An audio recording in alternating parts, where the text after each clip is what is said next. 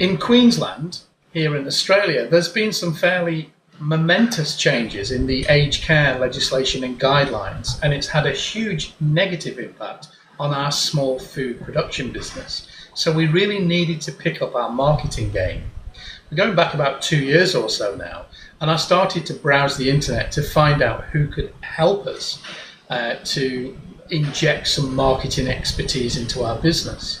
So many people were out there, but there was just something that struck me about Adam and his genuine approach, his emails, his inspiration. I purchased one of his Facebook advertising courses, and I've used many of the tips, tricks and techniques that he taught in that course, not only for my Facebook ads, but for my MailChimp mail outs and Instagram posts, and really any marketing that we do nowadays.